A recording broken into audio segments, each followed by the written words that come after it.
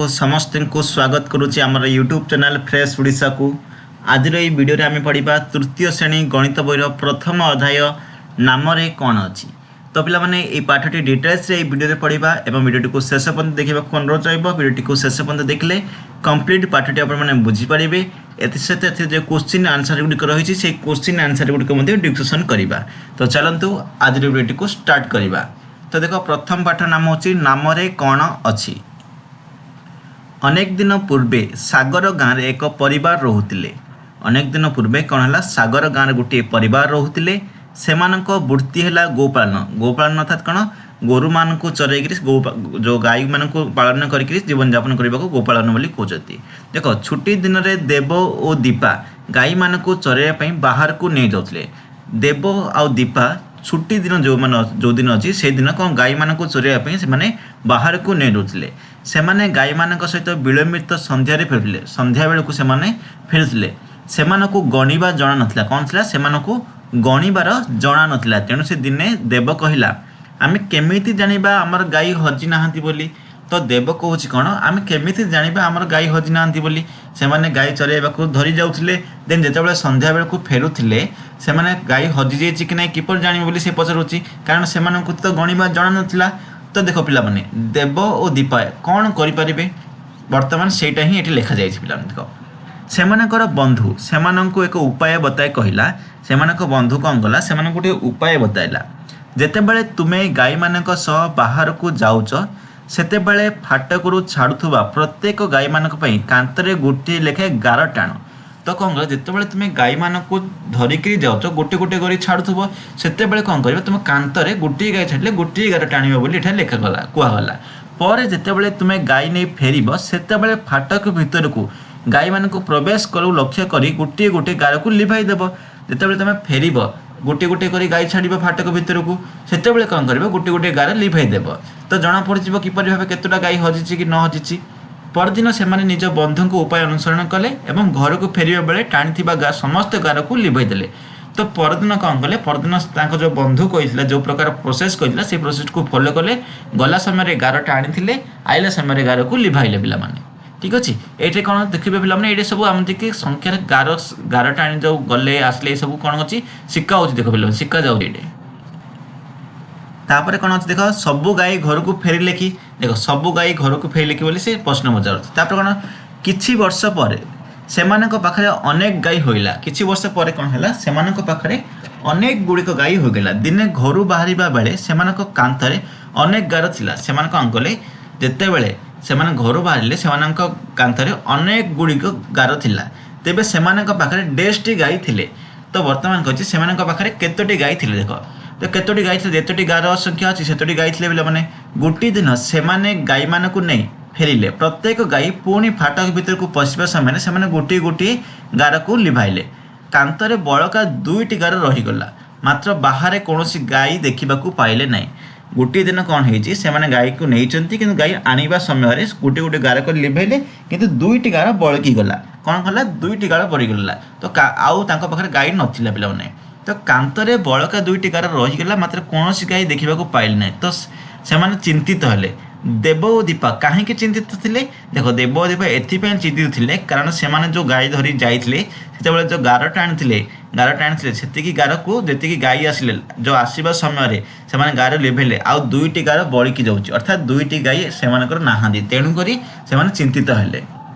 केते गाई घरे पहुँचले पिला माने केते गाई घर पहुँचले जिते गाई नहीं तार 2टी कम। तो यहाँ जब आम गणिदेबा ताहले आपको 2टी छाड़देले केतोटी गाई घर पहुँचले से आसपा पिला माने। ठीक अच्छे तापर कौन है पे देव और दीपा तुरंत हजि जाइथिबा गाई मान को खोजा जाई निकटस्थ एक पड़िया से पाइले। से कौन कले जो 2टी गाई हजि जानिले से कौन कले गोटे पड़िया को गले से पड़िया खोजिले 2टी गाई पाइले। समस्ते खुशी एकाठी घर को फेरिले। समस्ते कौन कले खुशी घर को फेरिले। से बंधु हेमंतर 36टी गाई और 23टी मेंढा थिला। कौन देख से गोटे बंधु है ता ना है हेमंत। हेमंत पाखे कौन थी 36टी गाई एवं 23टी मेंढा थिला पिला माने। देव और दीपा भली गार टाणी हेमंत को गाई और मेंढा पर नजर रखा साहाଯ୍य कर। 36टी गाई 23टी मेंढा थिला। तो एबे भाव 36टी गार टाणी पारिबा गाई पे आमे ସେହିପରି ଯଦି ଆମେ ମେଣ୍ଢା ପାଇଁ କଲେ 37ଟି ଗୋଲ ବୁଲେଇ ପାରିବା। ଏହିପରି ଭାବରେ ମଧ୍ୟ ହେଇପାରିବ।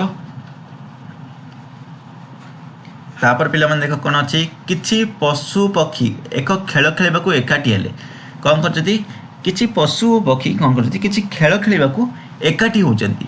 ସେମାନେ ଦୁଇଟି ଦଳ ଗଠନ କରିବାକୁ ଚାହିଁଲେ। ସେମାନେ କ'ଣ କଲେ, ଦୁଇଟି ଦଳ ଗଠନ କରିବାକୁ ଚାହିଁଲେ। ସେମାନେ ସ୍ଥିର କଲେ ଯେ ସେ ପ୍ରଥମ ଦଳର ଦଳପତି ହେବା ଯାହାର ନାମ ହେବ ସବୁଠାରୁ ଲମ୍ବା, ଅର୍ଥାତ୍ ନାମରେ ସବୁଠାରୁ ଅଧିକ ଅକ୍ଷର ଥିବ। ସବୁଠାରୁ ଛୋଟ ନାମ ବା ସବୁଠାରୁ କମ୍ ଅକ୍ଷର ଥିବା ନାମ ଦ୍ୱିତୀୟ ଦଳର ଦଳପତି ହେବ ବୋଲି କହିଛି। ଦେଖ, ପ୍ରଥମ ଦଳ ଦଳପତି ଯାହାର ଅକ୍ଷରଟି ଲମ୍ବା ରହିଛି ତାକୁ ପ୍ରଥମ ଦଳର ଦଳପତି କରାଯିବ। ସବୁଠାରୁ ଛୋଟ ନାମ ଥିବା ବ୍ୟକ୍ତିକି, ଛୋଟ ନାମ ଥିବା ପଶୁ କିମ୍ବା ପକ୍ଷୀକୁ ଦଳପତି ଦ୍ୱିତୀୟ ଦଳ ରହିବ ତାର ଦଳପତି କରାଯିବ ବୋଲି କୁହାଗଲା। ଦେଖ, ଏଇଟା ହେଲା ମହାବଳ ବାଘ, ତାପରେ କୁକୁର, ମୟୂର, ଡାମରା କାଉ, ତାପରେ କ'ଣ ହେଲା ସିଂହ, ମାଙ୍କଡ଼, ମାଛରଙ୍କା, ବଳଦ, ହରିଣ, ଦାନ୍ତହନ୍ତି ଆସିଲେ। ଦେଖ, ଏମାନଙ୍କ ମଧ୍ୟରୁ ଯଦି ଦେଖିବ ସବୁଠାରୁ କମ୍ ଅକ୍ଷର ବାଲା କିଏ ଅଛି, ସିଂହ ଅଛି। ସବୁଠାରୁ ଅଧିକ ଅକ୍ଷର ବାଲା କିଏ ଅଛି, ମହାବଳ ବାଘ ଅଛି ପିଲାମାନେ। ଦେଖ, ତ ପ୍ରଥମ ଦଳ ଦଳପତି ଇଏ ହେଇପାରିବ, ଦ୍ୱିତୀୟ ଦଳ ଦଳପତି ଇଏ ହେବ। ତାପରେ ହେଲା କ'ଣ, ପ୍ରଥମ ଦଳ ଦୁଇ ଦଳର ଦଳପତି ସ୍ଥିର କର। ପ୍ରଥମ ଦଳ ଦଳପତି କିଏ ହେଉଛି, ପ୍ରଥମ ଦଳ ଦଳପତି ହେଉଛି ମହାବଳ ବାଘ ପିଲାମାନେ, ଠିକ୍ ଅଛି। ତାପରେ ଦ୍ୱିତୀୟ ଦଳର ପ୍ରଥମ ଅକ୍ଷର ସଂଖ୍ୟା କେତେ, ଅକ୍ଷର ସଂଖ୍ୟା କେତେ ହେଲା ପିଲାମାନେ, ଦେଖ 1 2 3 4 5 6 ଅକ୍ଷର ସଂଖ୍ୟା ହେଉଛି 6 ପିଲାମାନେ, 6। ଦ୍ୱିତୀୟ ଦଳ କ'ଣ, ଦ୍ୱିତୀୟ ଦଳର ଦଳପତି କିଏ, ସିଂହ ହେଲା ପିଲାମାନେ, ଲେଖିବା ସିଂହ, ଅକ୍ଷର ସଂଖ୍ୟା କେତେ 2 ପିଲାମାନେ। ତାପରେ କ'ଣ ଅଛି, ପ୍ରଥମ ଦଳର ଦଳପତିର ନାମଠାରୁ ଲମ୍ବା ନାମ ଥିବା କୌଣସି ପଶୁକୁ ତୁମେ ଜାଣିଛ କି। ଦେଖ, ପ୍ରଥମ ଦଳର ଦଳପତି ମହାବଳ ବାଘ, ମହାବଳ ବାଘଠାରୁ ଅଧିକ ନାମ ଥିବା କୌଣସି ପଶୁକୁ ତୁମେ ଜାଣିଛ କି। ଯଦି ଜାଣିଛ ସେଇଠି ତୁମେ ନାମ ଲେଖିବ, ଯେଉଁଟାକି ମହାବଳ ବାଘଠୁ ବି ବଡ଼ ହୋଇଥିବାକୁ ପଡ଼ିବ ପିଲାମାନେ, ଠିକ୍ ଅଛି। ତ ଦେଖ, ତାପରେ କ'ଣ ରହିଛି ଏଠି, ତାପରେ ପିଲାମାନେ କ'ଣ ଅଛି, କାହାର ଲମ୍ବ ନାଁ ଅଛି ଆଲୋଚନା କର। ଦେଖ, ଆଲୋଚନା କରିବାକୁ କହିଛି, ମୋ ନାଁ ଲମ୍ବା, ସିଏ କହୁଛି କି ମୋ ନାଁ ଲମ୍ବା, ଇଏ ବି କହୁଛି ମୋ ନାଁ ଲମ୍ବା। ଦେଖ, ଜଣେ ହେଉଛି ମହେଶ ଆଉ ହେଉଛି ଝଷ କେତନ। ମହେଶର ଲମ୍ବା ନାଁ ନା ଝଷ କେତନ ଲମ୍ବା ନାଁ ପିଲାମାନେ। ଦେଖ, ଝଷ କେତନର ଲମ୍ବା ନାଁ ପଡ଼ିବ। ଆର ଅକ୍ଷର ସଂଖ୍ୟା କେତେ, 1 2 3 4 5, 5ଟା ଅକ୍ଷର ସଂଖ୍ୟା। ଆର କେତେଟା, 3ଟା ଅକ୍ଷର ସଂଖ୍ୟା। ତ ଲମ୍ବା ନାଁ କାହାର ହେବ, ଝଷ କେତନ ଲମ୍ବା ନାଁ ହେବ ପିଲାମାନେ। ତାପରେ ଆସିଲା 3 ନମ୍ବର ପ୍ରଶ୍ନ ପିଲାମାନେ। 3 ନମ୍ବର ପ୍ରଶ୍ନରେ କ'ଣ କହିଛି, ନିମ୍ନରେ ଦିଆଯାଇଥିବା ଖାଲି ସ୍ଥାନ ଗୁଡ଼ିକରେ ତୁମର କିଛି ବନ୍ଧୁଙ୍କର ନାମ ଲେଖ ଏବଂ ପରେ କ ରୁ ଚ ପର୍ଯ୍ୟନ୍ତ ପ୍ରଶ୍ନରୁ ଉତ୍ତର ଦିଅ।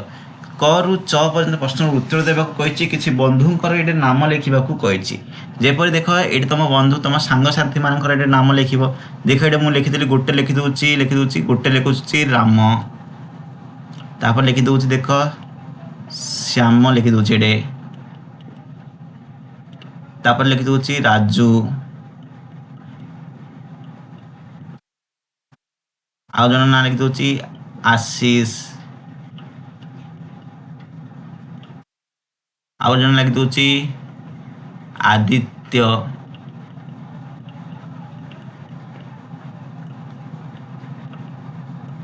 ଆଉ ଜଣେ ଲେଖିଦେଉଛି ହରି।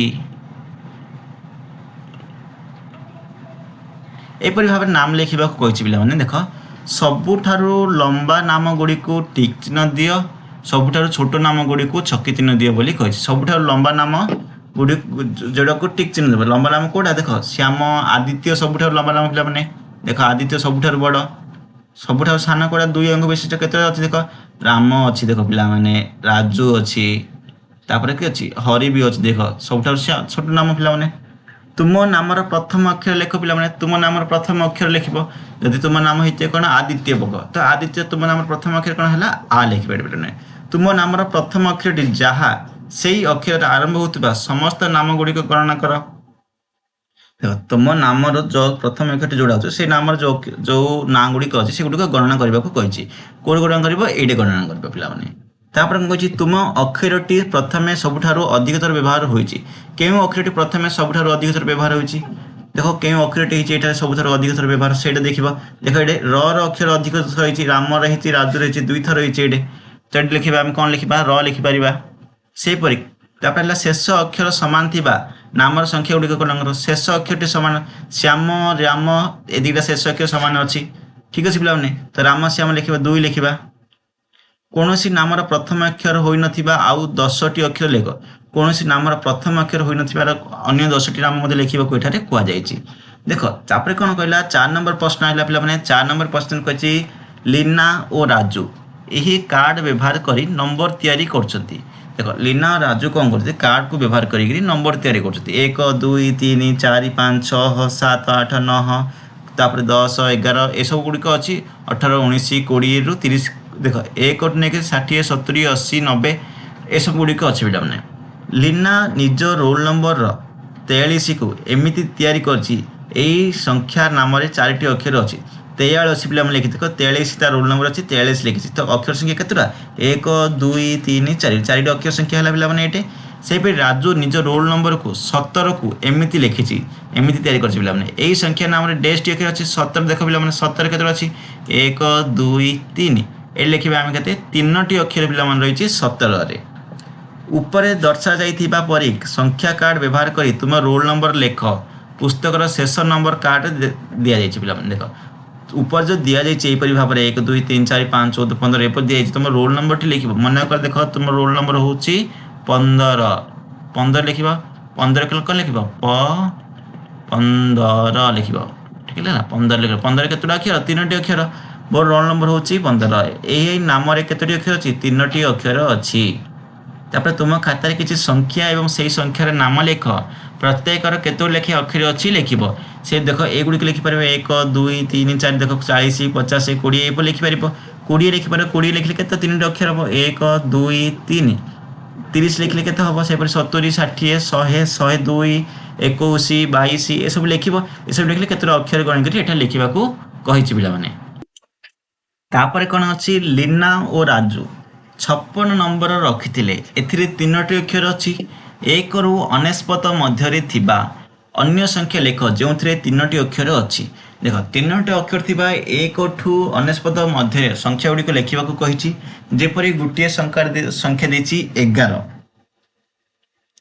11ରେ ପିଲାମାନେ 3ଟା ସଂଖ୍ୟା ଅଛି। ସେହିପରି ଆମେ ଲେଖିପାରିବା 11 ପରେ 15 ଲେଖିପାରିବା ପିଲାମାନେ 15 ଏଠି ଲେଖିବେ 15 ହେବ।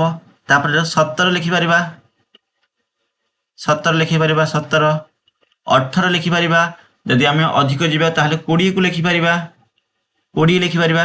ତାପରେ ଲେଖିପାରିବା 25 ଗୋଟେ ଲେଖିପାରିବା 30 ମଧ୍ୟ ହେଇପାରିବ ପିଲାମାନେ 30 ମଧ୍ୟ ହେଇପାରିବ। ଠିକ୍ ଅଛି ଏଗୁଡ଼ିକ ଲେଖିବା ପିଲାମାନେ। ତାପରେ କ'ଣ ଆସିଲା ଦେଖ 1 ରୁ 99 ମଧ୍ୟରେ 5ଟି ଅକ୍ଷର ଥିବା ସଂଖ୍ୟା ଗୁଡ଼ିକର ନାମ ଲେଖ। 1 ଠୁ 99 ମଧ୍ୟରେ 5ଟି ସଂଖ୍ୟା ଥିବା ଲେଖିବାକୁ ପଡ଼ିବ।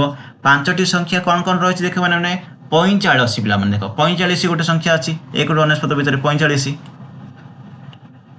ତାପରେ ଆଉ ଗୋଟେ କ'ଣ ଅଛି ପିଲାମାନେ 45 5ଟି ଅକ୍ଷର ସଂଖ୍ୟା ବାଲା। ଦେଖ ଆଉ କ'ଣ କ'ଣ ରହିଛି ଆଉ ଗୋଟେ ହେବ 29 ହେବ ପିଲାମାନେ 29 ହେବ ପିଲାମାନେ। ତାପରେ 39 ବି ହେବ ପିଲାମାନେ। ଠିକ୍ ଅଛି ଏଇଭଳି ଭାବରେ 5ଟି ଅକ୍ଷର ଥିବା ସଂଖ୍ୟା ଗୁଡ଼ିକର ନାମ ଲେଖିବାକୁ କହିଛି 1 ଠୁ 99 ନେଇକରି 1 2 3 4 5 6 7 8 9 10 ଏପରି ଗଣି ଗଣି ଆସିବ ପିଲାମାନେ। ଯେଉଁଠି ଦେଖିବ 5ଟି ଅକ୍ଷର ହେଉଛି ସେ ସଂଖ୍ୟାଟି ଏଠି ଲେଖିଦେବ ପିଲାମାନେ। ତାପରେ କହିଛି ମୁଁ କିଏ 5ଟି ଅକ୍ଷରରେ ନାମ ମୋହର 100 ଅଟେ ମୋ ନିକଟତର ଖୋଜୁଛି କୁହ ମୋର ନାମଟି କ'ଣ। ସେ କହୁଛି କି ମୁଁ କିଏ ବୋଲି ପଚାରିଛି 5ଟି ଅକ୍ଷରରେ ନାମ ମୋର ନାମ ହେଉଛି 5ଟି ଅକ୍ଷର ପିଲାମାନେ। 100 ଅଟେ ମୁଁ ନିକଟତର 100 ଯେଉଁ 100 ନମ୍ବର ରହିଛି 100 ନମ୍ବରର ନିକଟତର ଖୋଜି କୁହ ମୋର ନାମଟି କ'ଣ। ସେ ଖୋଜିକିରି ନାମଟି କ'ଣ କହିବାକୁ କହିଛି ଯେଉଁଟାକି 100ର ନିକଟତର ହେବ। ଦେଖ ପିଲାମାନେ ଏଇଠି କ'ଣ ହେଇପାରିବ 111 ହେଇପାରିବ। ଦେଖ 111 100 ନିକଟବର୍ତ୍ତୀ 111 ଗୋଟେ ସଂଖ୍ୟା ଅଛି ଯେଉଁଟାକି 5ଟି ସଂଖ୍ୟା 111 ପିଲାମାନେ। ଠିକ୍ ଅଛି ସେହିପରି ଭାବରେ ଦେଖ 100ରେ ଆଉ କ'ଣ ନିକଟବର୍ତ୍ତୀ ହେଉଛି ଯେଉଁଟାକି 5ଟି ଅକ୍ଷର ଯଦି ବାହାରୁଛି ତାହେଲେ ଲେଖିପାରିବ ପିଲାମାନେ। 100 ପରେ ଲେଖିଦେଲେ ଆମେ 111। ଯଦି 100 ପୂର୍ବରୁ କ'ଣ ଗୋଟେ ଆସୁଛି ନିକଟବର୍ତ୍ତୀ ହେଉଛି ତାହେଲେ ଲେଖିପାରିବ। ତାପରେ କ'ଣ କହୁଛି ଖୋଜି ବାହାର କର ମୋର ସାଙ୍ଗ 71 ରୁ 99 ଭିତରେ ରହୁଛି। ସେ କହୁଛି କି ମୁଁ ଓ ମୋର ସାଙ୍ଗ 71 ରୁ 99 ଭିତରେ ରହୁଛୁ। ଆମେ ଉଭୟ 2ଟି ଅକ୍ଷର ବିଶିଷ୍ଟ। ଆମେ ଉଭୟ କ'ଣ 2ଟି ଅକ୍ଷର ବିଶିଷ୍ଟ କିନ୍ତୁ ସମାନ ନୋହୁ। ଆମ ଭିତରେ ସାନ କିଏ। ଦେଖ ସେ କହିଛି କି 2ଟି ଅକ୍ଷର ବିଶିଷ୍ଟ। ଦେଖ କ'ଣ କ'ଣ ହେବ दुईटा अक्षर गोटे है देख पे पाखापाखि रोचे 71 रु 69 भितर गणिब जोटा कि दुईटा अक्षर होची से दुईटा अक्षर भितर देखिए से दुईटा अक्षर बाहर कलापर जोटा सान संख्या से चिन्ह एठार कहुई पे कौन अच्छी तुम खातार यही गाणितिक धंदा तैयारी कर एवं तुम सहपाठी मानक पचार बोली कहुई। वीर पुरुषोत्तमपुर ओडिशार एक लंबा नाम देख वीर पुरुषोत्तमपुर ओडिशार गोटे लंबा नाम विशिष्ट स्थान यह पुरी जिले में पे अवस्थित रही। ओडिशा इव एक छोट नाम जोटा कि विशिष्ट स्थान बोली रही ओडिशार इव पे ठीक अच्छे यहाँ सब सान नाम। लीना एवं राजू पाखे किसी फोटो कार्ड अच्छी लीना यहाँ दुई भाग में विभक्त कर लीना और राजू पाखे किसी फोटो कार्ड अच्छी से गुड़ी को दुईट भाग में विभक्त कर पे देख से कार्ड गुड़िक मध्य जो मैंने खाद्य खाती एवं जो मैंने खाद्य खाती ना रूपे भाग कर खाद्य खाती क्यों मैंने खाद्य खाती ना से गुड़िक भाग कर राजू सामान कार्ड को भिन्न रंग में भाग कर ठीक अच्छे। तापर कौन देख राजू अलग कर प्रत्येक भागर कौन साधारण कि प्रत्येक भाग कौन साधारण अच्छी कि लिख पे देख एमर किसी घोरई छवि दी जाइए पे ऊपर वस्तु गुड़िक दुई भाग में विभक्त कर बिजुली आवश्यक करुवा वस्तु देख टीवी बिजुली आवश्यक होची लैंप मत बिजुली आवश्यक पंखा मत बिजुली आवश्यक ये तीन टा बिजुली आवश्यक पे देख घड़ी भी तुमने बिजुली आवश्यक नथवा चौकी तकिया कमल पलंक ये सब बिजुली आवश्यक नहीं से वस्तु गुड़िक भिन्न भाव में भाग कर निम्न थी स्थान में से गुड़िक लेख बोली एठार कहुई। तो वस्तु गुड़िक अच्छी से गुड़िक भिन्न भाव में भाग करके लिखा कहुई। तापर देख केश सजा लीना विद्यालय जाऊँगी तार माँ चुट्टी बांधि दौरान पे देख यहाँ रीड कर अच्छी को पढ़ा पड़ो पे यहाँ पढ़ला पर सरी जाऊँगी पे। तो प्रथम पाठटी मुझे पूरा बुझे सारी एम कौन शिखले एम अक्षर गुड़िक शिखले देख 1 2 3 अच्छी केत अक्षर विशिष्ट गणिबार शिखले आम प्रथम जो गाई चलाऊे गाई को भितर को नौले आणुले से किपर गणिबार शिखुले 1 2 3 4 ये सब गणिबार शिखुले अब अक्षर गुड़िक आम शिखले पे। तो मुझे आशा करुच्ची आज भिडियोटी आपने देखी सबकि बुझीपारे अभ्यास गुड़िक क्वेश्चन आंसर गुड़िक निजे करने को ट्राए करूँ गोटे थर पढ़ंतु आपने बुझीपारे जदि किसी डाउट आसूँ कमेंट सेक्शन रे पचारि पारे नेक्स्ट वीडियो में डाउट क्लियर करदेवी। तो चलतु आज वीडियो एट रखा पुणी मिसवा आ गोटे वीडियो आ गोटे टॉपिक नहीं जदि आम चैनल को सब्सक्राइब वर्तमान पर्यंत करना सुनिश्चित भाव सब्सक्राइब कर दिंतु नेक्स्ट वीडियो आसिले आपको पुनर्बार नोटिफिकेशन मिल जाए पे। तो चलतु आज वीडियो एट रखा पुणी मिसवा आ गोटे वीडियो।